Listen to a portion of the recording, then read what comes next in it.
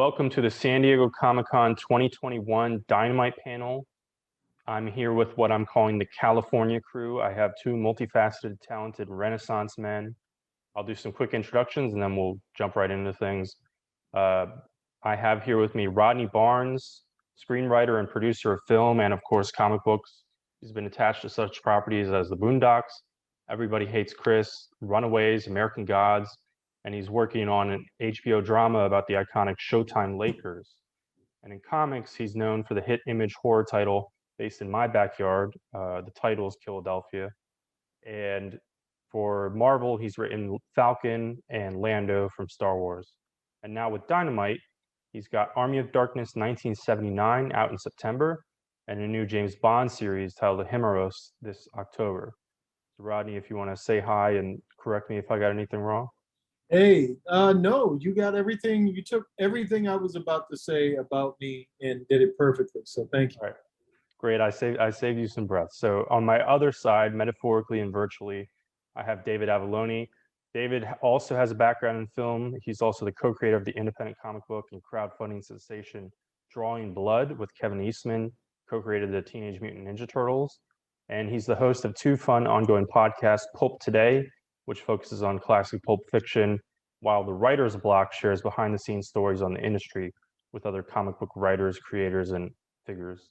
And with Dynamite, he's been the shepherd of the one and only Elvira, Mistress of the Dark in comics, as well as Bettie Page and other projects.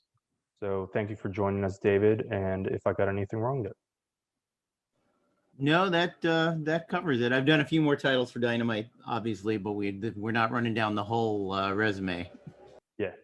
All right, we'll kick things right off. So Rodney, let's start with Army of Darkness, as that is the closest for you with us. So I wanted to know, what's your history with the franchise as a fan first, as a viewer, and how are you looking to approach this new story? I love the films and I love the books. And, for me, tackling a project that has horror and comedy elements in it, I never really done that before, so I was looking forward to the challenge.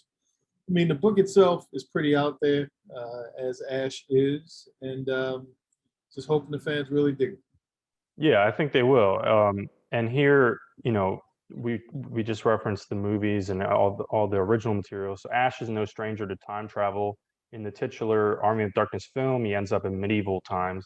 But now you're taking him, as the title indicates, to 1970s New York City. So what kind of inspired that take?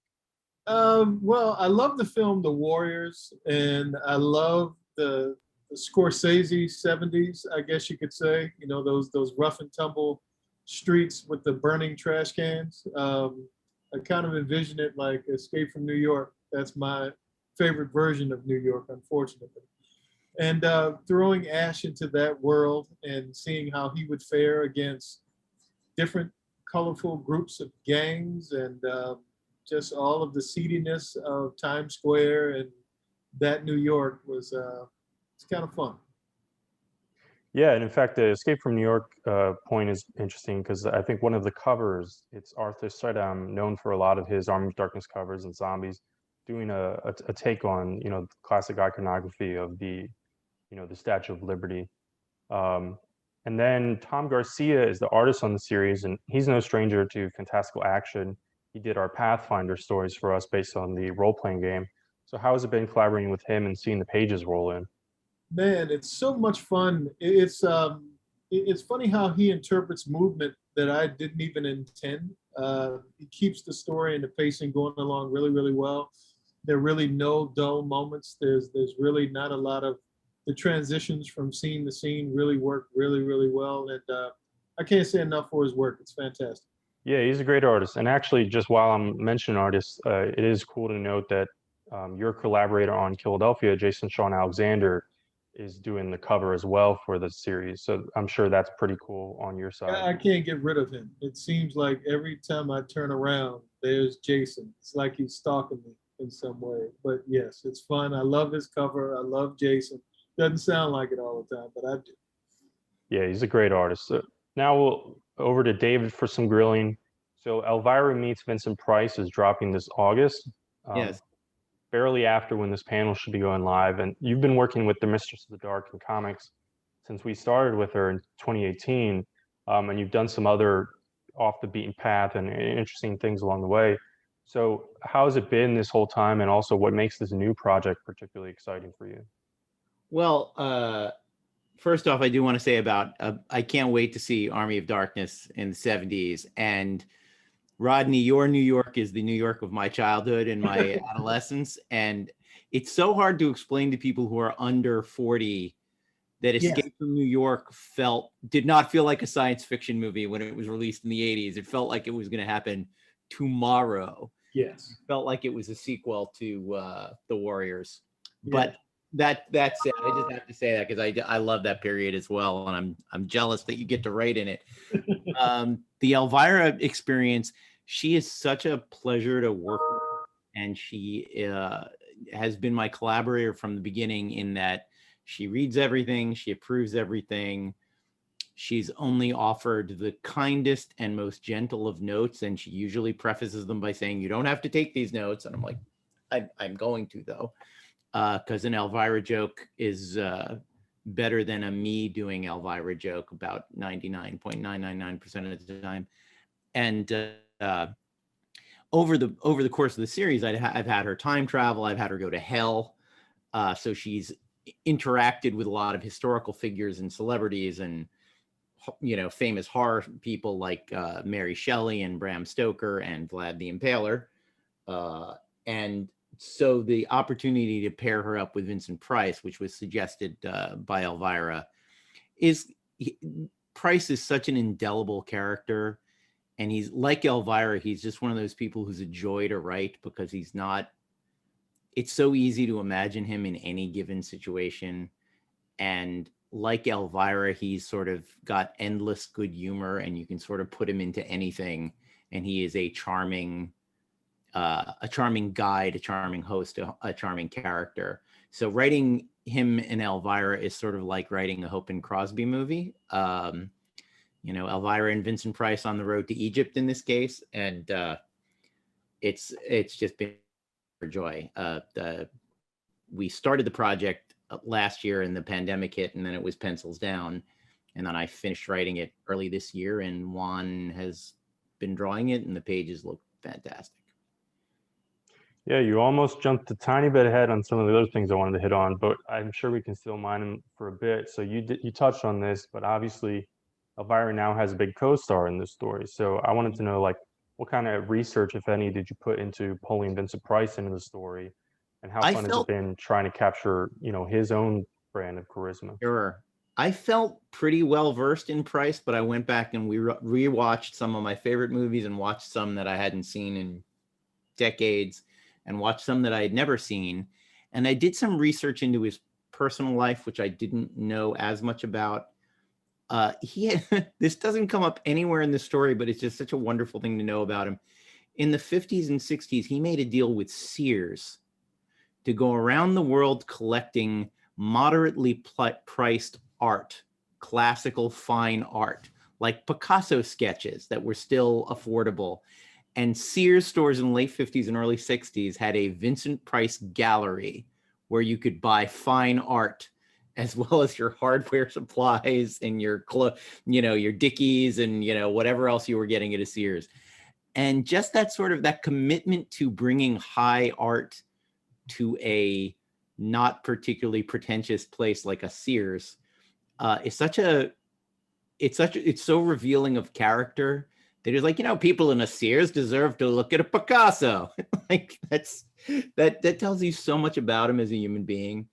And I've read about his marriages and his affairs and all that, and just a fascinating, lovely guy.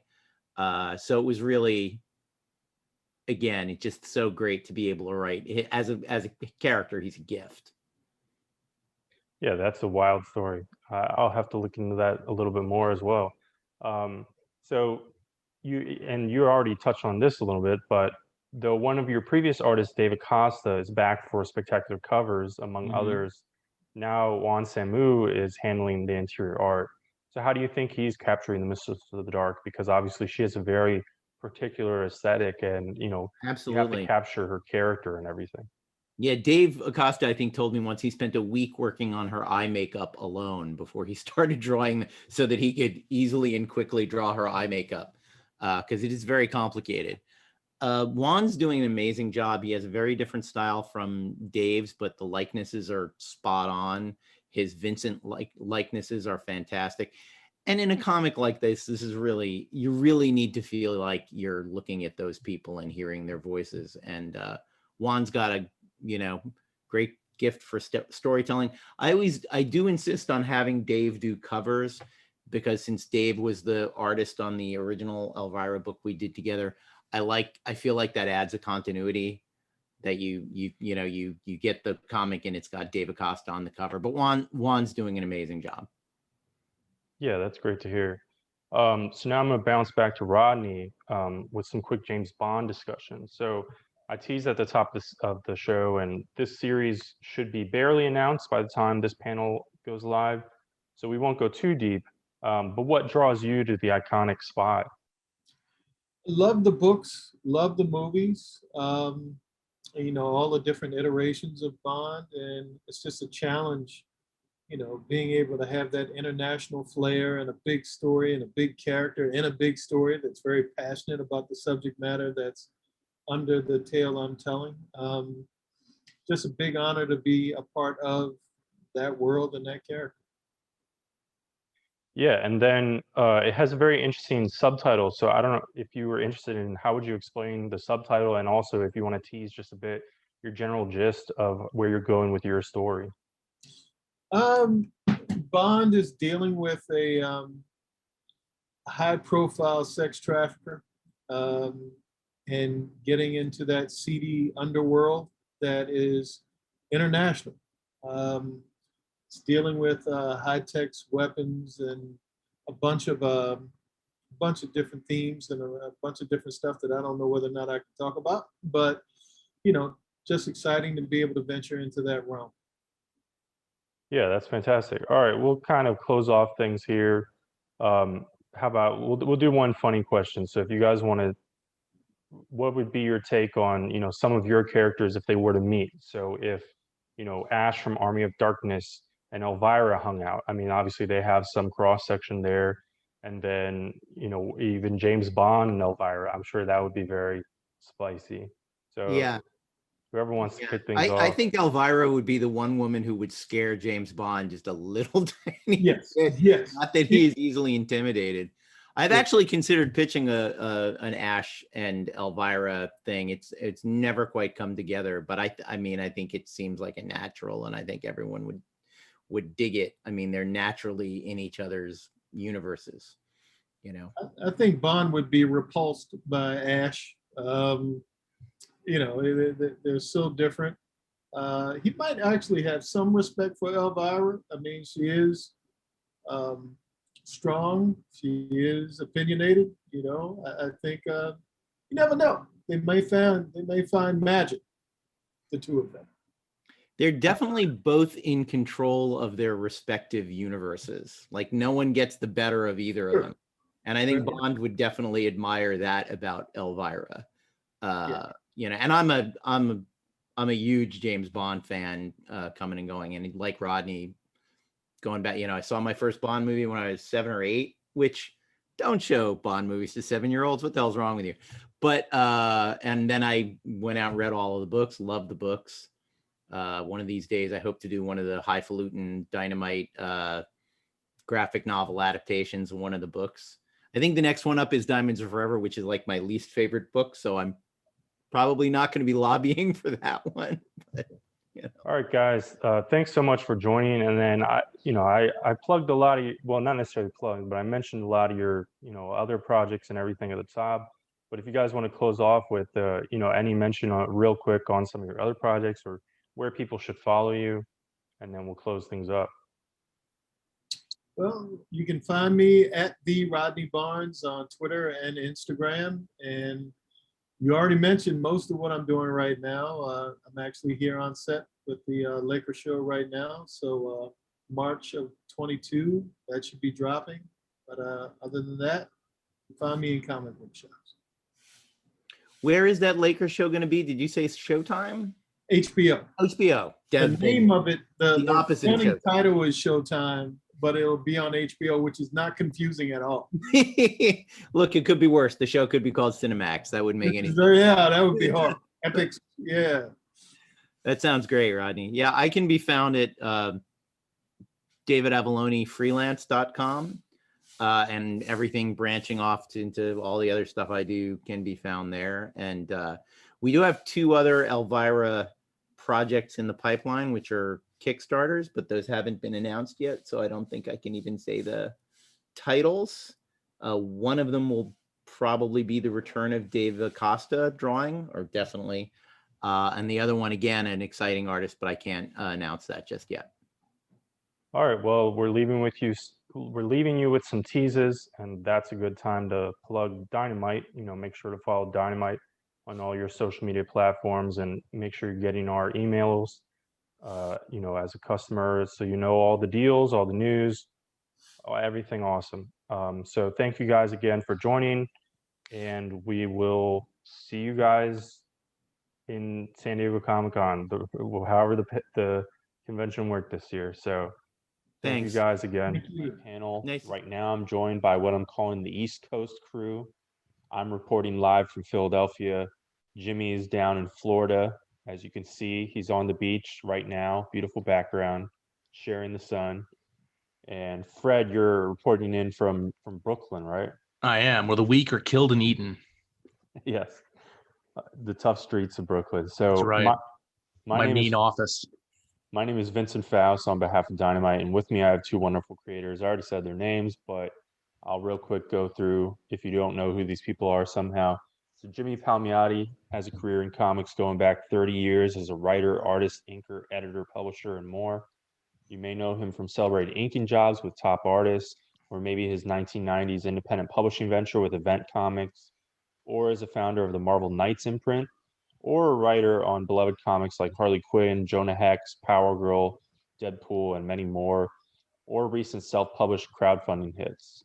And we've worked with him at Dynamite on several projects, but today we'll primarily be chatting about Invincible Red Sonja and whatever tangents he'd like to take us on. So did I miss anything there, Jimmy? Sure, but who cares? I think you did great. All right, on to Fred. Fred's known for fun comics like Action Philosophers, the comic book history of comics, and the comic book history of animation, as well as works with major publishers like Incredible Hercules, Archer and Armstrong, and Marvel Zombies, which is fitting because we picked him to lead the charge on our smash hit Dynamite crossover, and that's DIE exclamation point Dynamite. Spelling is important. Which pits all your favorites against the zombie apocalypse. And loosely spinning out of that series, kind of an announcement today, will be announced around when this panel goes live. He's kicking off a solo return of Jennifer Blood, the character created by Garth Ennis. And he also wrote a whole play about the life of Jack Kirby, which is pretty dope. Which is now an audio drama you can listen to on iTunes, Spotify, or really anywhere you get your podcasts. Original cast. All right, so Fred, you pretty much get to go wild in Dynamite. And now in the sequel, the stakes are getting even higher. How has it been guiding this wild ride? It's been super fun. Like, I love the mishmash of superheroes and sort of pulp characters like John Carter, and now we have Ash from Army of Darkness running around. But dude with snafu, he has a weed whacker on his arm instead of a chainsaw. Red Sonja now has the powers of evil Ernie, and so she is now evil Sonja, and she is leading the undead hordes to wipe out all of life so she can die finally and move on to the next phase of oblivion. And she still has Peter Cannon Thunderbolt advising her because he's a mystic smarty pants who knows the ins and outs of the modern world. We introduce a new character in the second issue, General Battle Fields. Get it? Another Dynamite title. So we're just cramming all the Dynamite references in there. Garth Ennis's war book. And what else? And Captain Future shows up with Frankenstein army to fight the zombies. So we have one form of undead battling other forms of undead. It's just stupid fun, and I love it. And it's super gory and crazy. And the fans seem to really be responding to it, which is awesome. Yeah, that's great. And like you said, it's brought in a couple new guest characters. If you want to speak to that a little bit more and what makes each of those characters so fun to bring in and write. Well, they're all great. The new character, another new character that got introduced in this series and the sequel is Pantha, another Warren horror character, and she is literally Vampirella's sister. I decided. Good move. They are from Draculon, the planet where everyone is a Dracula or a Wolfman, or in this case, Vampirella or a wolf woman. And Vampirella and Pantha do not get along a lot. They fight like cats and bats. And so that's been super fun to write their interactions, particularly when they interact with Ash, who is kind of this, like, I wouldn't go so far as to call him like a chauvinist, but he has kind of like an old school kind of attitude towards who he calls them monster chicks. He's like, what's with these monster chicks getting up in my face, man? And another character that appears is Jennifer Blood, the aforementioned Jennifer Blood. She appears in Dynamite Lives, and sort of in her sort of mission of vengeance is very mysterious, and I won't spoil anything here. But I'm also writing right now the Jennifer Blood series, which is a different kind of gory fun. But gory fun. I know this is segmented. I don't know if I don't want to like leap into Jennifer Blood before we'll get premature. Are you talking itching. to Garth at all? Did you talk to Garth like when you're consulting? I would love to find out what he finds out about this. That's up to Nikki. I would absolutely. You can take the train. You can take the train. I know. Doesn't he live like in Manhattan, right? What part of Brooklyn are you in? Just right over the river, like Borum Hill, Gowanus. He's in Manhattan. So yeah, I probably wouldn't want me telling. Here's his address, fans. Here's where Garth hangs out all the time. No. Yeah, that'd be awesome. No, I'd love to do that. I'd love to hear what he thought. We're having a lot of fun with that series because I've been watching a lot of. I don't know if you guys are familiar with giallo movies from Italy from the 70s, the super gory mysteries. So this is very much a comic book giallo.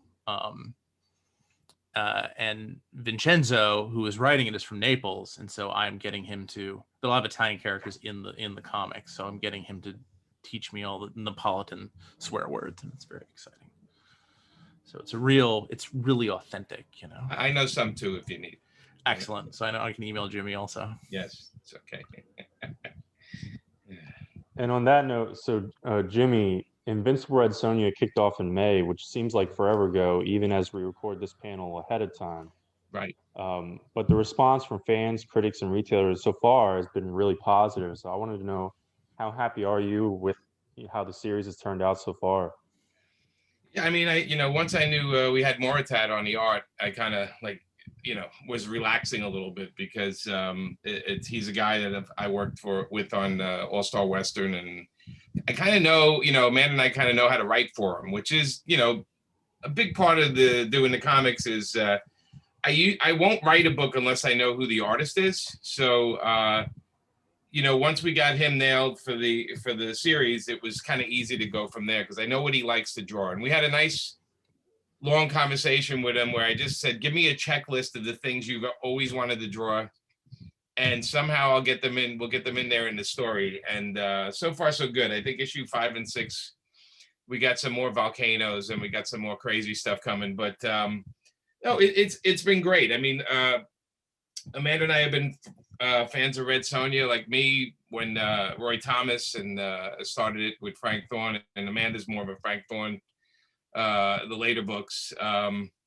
So it's always nice to get to write. I mean, I did write a one-shot for Dynamite years ago with a Liam Sharp, a Red Sonja book, and since then I wanted to come back and maybe just tell another story, and this one is like a checklist of the things I didn't get to do in the other series.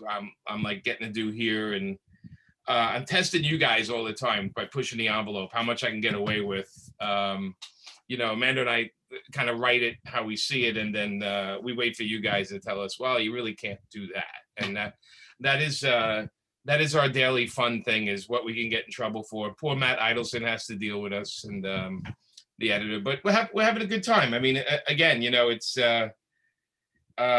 we've actually pulled back from doing a lot of work recently. So this has been a kind of a fun busy for us, you know. She's such an easy character to write, I think, because everything she wants and is about is right there, you know. It's just been great so far. I'm you know, it's unusual with COVID and everything going on. I usually get a lot of feedback at the shows, you know, so it's been a little unusual because, you know, the internet is a funny thing. You know, you find most fans aren't even on social media, so I'm looking forward to the cons to get some feedback and commentary. So you know, but yeah, it's been great so far. Yeah, I mean, obviously, you know, the past coming up on 2 years been very different without the cons and different kinds of, you know, different ways that creators and fans are interacting. But everything we've seen has been, you know, pretty positive. People are really digging the series. And you talked about giving, you know, Moritad all kinds of fun things to draw. We've got pirates, princesses, and all kinds of action. It's been really fun. Yeah, I think being in the house for a year has inspired me to go, you know, outward in the storytelling. And again, you know, I look at everything like this. If this is the last time I ever get to write this character, you know, and Amanda and I get to work on this character, we want to make it epic. Thus, we put the title Invincible in front of Red Sonja. I wanted to also separate it from the other Sonja books and just, you know, because we're doing something a little different with this one. Yeah, so as you've mentioned, we kicked off the series with you co-writing with your amazing wife, writing partner, and superstar artist Amanda Connor. But I believe we're excited to announce that you'll be continuing on the title yourself a little bit, a couple issues forward. So can you tease what you're cooking up as you continue on the book? Well, that all teeters on who we get to draw it. So I'm negotiating. We're looking at Perfect World. You know, I'd want Moritad to continue, but I don't know if he can. So it all comes down to who, if we find the right replacement. I have to work with. I have to know who the artist is before I do anything. And so past the 6 issues with Moritad, I'm not going to know exactly what we're doing, you know, so this is in advance of this panel. So I'm not going to know until I know who the artist is. And so it's not like I'm sitting on a story and hoping to find an artist to fit it. The way I'm surrounding this is I have to see who the artist is, and then I'm going to know what kind of story. I'm going to talk to them, and I'm going to find out what that person has an interest in drawing, and then work from there.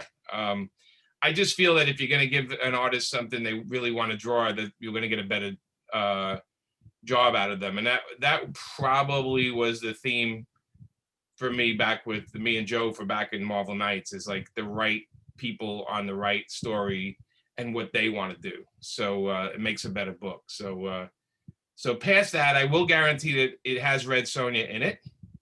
She probably will have a sword, and she probably will be in a crazy circumstance. But as far as the details, again, you know, that's a nuance. Once I get the right artist on it, or the person, you know, I'll be able to go crazy and have fun. I mean, it's a character, like I said, that's easy to write. She's not tied to a place like Batman in Gotham or Superman in Metropolis, or, you know, she is a wanderer and she keeps moving. So that offers up a lot of story ideas right there. Yeah, I think that makes a lot of sense. Obviously, you know, you have a background in art yourself as well, so it makes sense that you want to collaborate closely with the artists and craft the story to them. Yeah, I mean, you know, I definitely, you know, what's important to me is storytelling before, you know, something looks cool. I honestly, I have to know the artist can tell a story from panel to panel, and there's continuity with character and backgrounds. And I'm not a big fan of lazy artists, so I demand backgrounds and I demand interaction between characters. You know, it's great. It's not the 90s anymore. I do like people to interact and communicate. And Fred's laughing over there. I know, you know what I'm saying. I do. I do. That's when I first started out. We do try and make it still look cool, though. And as far as cool stuff, I'll come back to Fred. As I announced up top, SPTs, Jennifer Blood is appearing in Dynamite Lives, but you're also breaking her out into her own series this October. So can you fill us in on some of the story that series will be telling and what kind of cool stuff we can see there? Sure. This is absolutely continuation from the previous series that Garth and Al Ewing did. It is not a reboot. This is set in a town. Basically, if you've seen the ending of Goodfellas, where Ray Liotta is stuck in this kind of boring Western cul-de-sac suburbs, this series is set in a town called Bountiful that's run by the Witness Protection Program. And so it's filled with mobsters, allegedly former mobsters, and various other criminals that have all been squirreled away in here.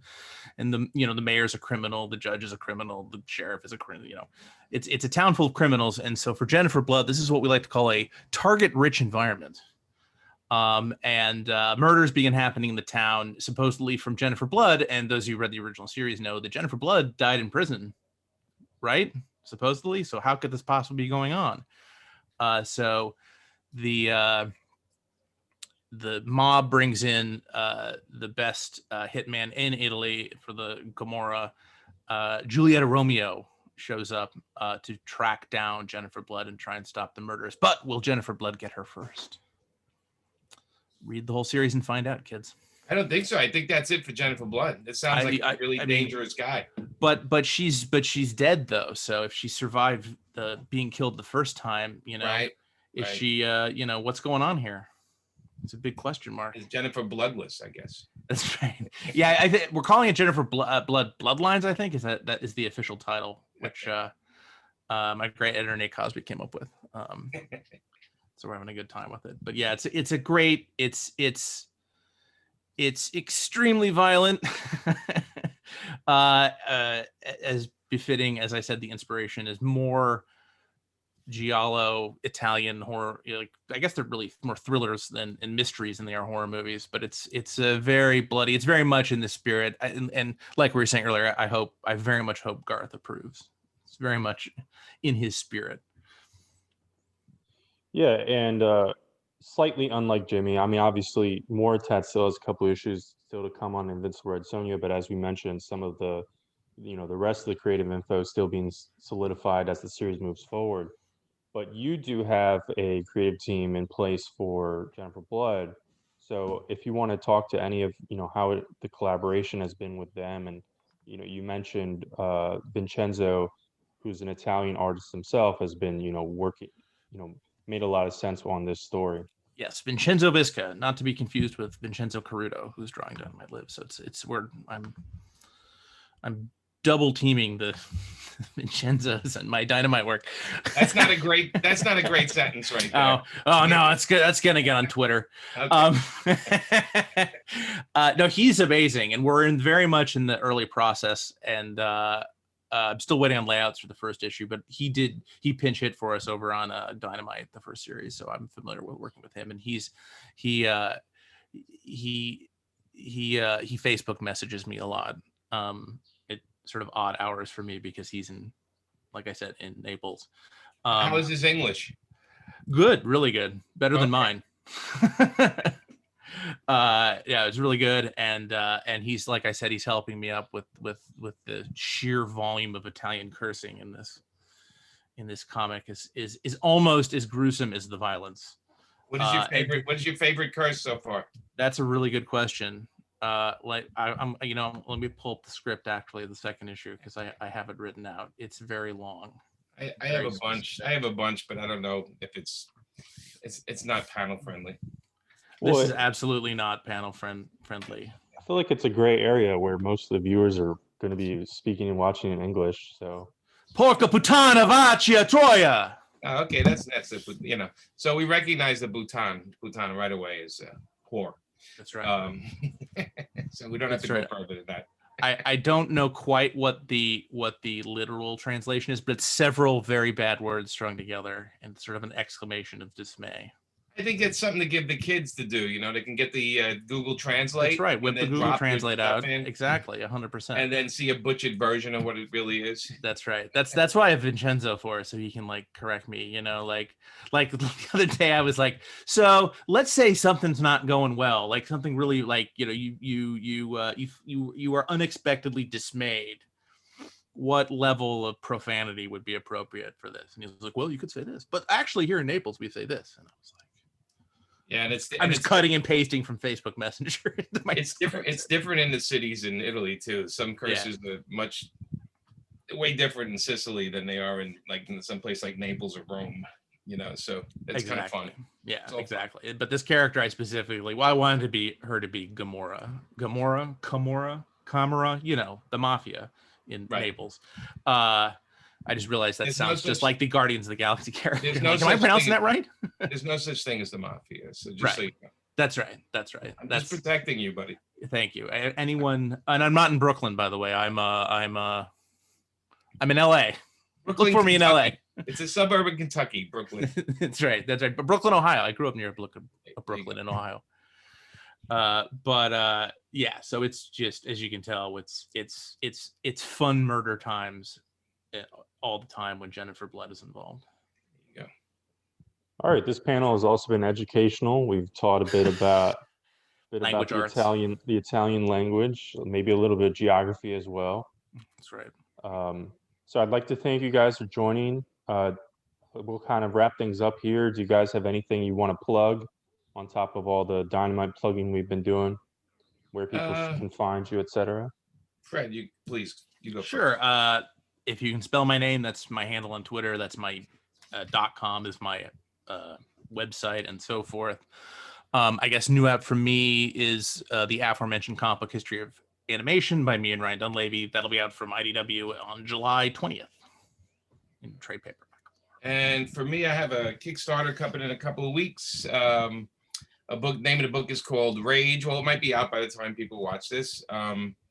It's painted by Scott Hampton, and Scott and I kind of it's just a little graphic novel thing we put together. It's fun, it's over the top, it's adult, and it's pretty much about the in one night the world goes completely insane, and about how a father and daughter get separated and have to connect again. So it has, you know, it has the pulls the heartstrings while a lot of bloody crazy stuff happens.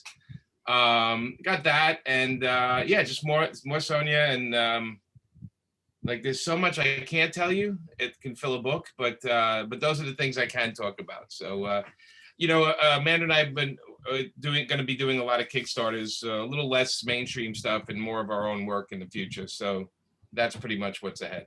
All right, thank you guys once more for joining. Everyone go follow Jimmy and Fred on various social medias, wherever you choose to doom scroll. And thanks for joining us for San Diego Comic-Con.